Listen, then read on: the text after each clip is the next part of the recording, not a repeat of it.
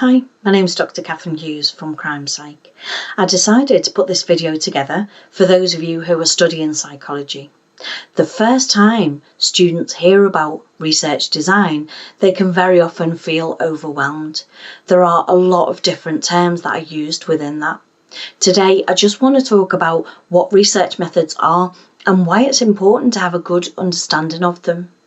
Psychology is defined as the science of mind and behaviour. In order for psychology to be considered a science, it has to follow the rules of science. And this means that psychologists can't just come up with ideas that they believe are true. That would simply be their opinion then.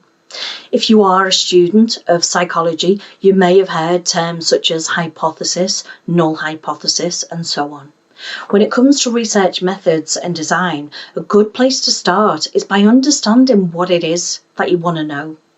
It could be that you wanted to understand the effect of caffeine on exam performance. You might want to know how IQ affects memory. You might want to know what aspects of personality people have. The list is absolutely endless. Therefore, you'll need to use different research design to explore different things. Ask yourself, will we get the information we need by conducting a formal experiment in a laboratory? Or will we get the information that we need by observing people or animals in their everyday settings? Will we get what we need by asking people to fill out questionnaires? Do we need some kind of brain imaging to find out what we want?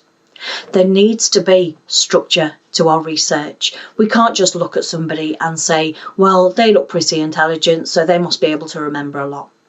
Or if a person does well in an exam, we can't just assume that it was because they had caffeine. It's only by understanding research methods that we can then critically evaluate other people's work. If we examine a few experiments that have been conducted, we can evaluate them. Firstly, is the experiment using qualitative or quantitative data? How we analyse that depends on what we want to know, doesn't it? So if you wanted to know how 5-year-old children learn about nature, you could write a transcript of what a child says when they're talking about it and the timings of what they did and when. That is called discourse analysis. If we wanted to know how pain affected learning, we could look at lived experience because pain is very different for everyone. It's subjective. Someone might say they feel a lot of pain when they put pressure on their leg, but it's difficult to quantify or measure that. And that is known as interpretive phenomenological analysis. Can hardly get that word out. You may want to know what roles a person sees themselves in. So, for example, a burglar might see themselves as a victim who is helplessly propelled along into offending. A drug dealer might see themselves as a professional. And that is called narrative analysis. We could be collecting quantitative data. Let's say, for example, we want to know how healthy people eat. We could ask them to fill out a food diary. We could ask them to tick a box if they ate or not, or how few or a lot of sugary foods, what type of foods were they. You might want to know if there are differences between men and women or differences in age group, making it a factorial design. A factor is a discrete variable used to classify experimental units. So, for example, gender might be a factor with 2 levels, male and female. Or diet might be a factor with 3 levels, low, medium and high sugar content. As I said, psychology is a science and we have to statistically prove that something exists. Therefore, we need to statistically analyse the data. Using the example I just gave you of investigating how healthy a person's diet is, we collect data from males and females. We could just initially look at the numbers. We could look at the descriptive statistics. We could look to see how many of the participants ate a high sugar content diet. We could look at age to compare young or older participants. But just describing the data isn't enough. We need to run a statistical test to see if there are significant differences between the two groups. Understanding research methods means that we should ask ourselves, what is it that we want to investigate or find out? Are we going to get what we need in a laboratory with very tightly controlled variables? Would it be better to observe people in their natural settings? How tightly controlled do we want our variables to be? What are we going to measure? How are we going to measure it?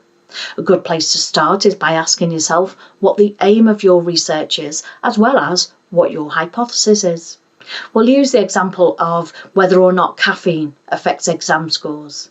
Is your hypothesis one-tailed or two-tailed?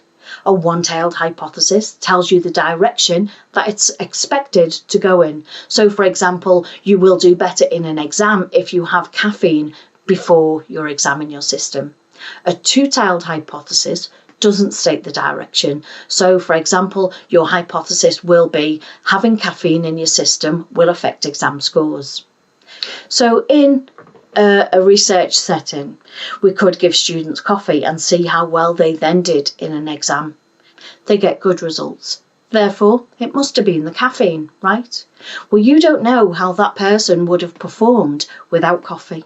It's only when we know what our hypothesis is that we can make choices about how to design our study.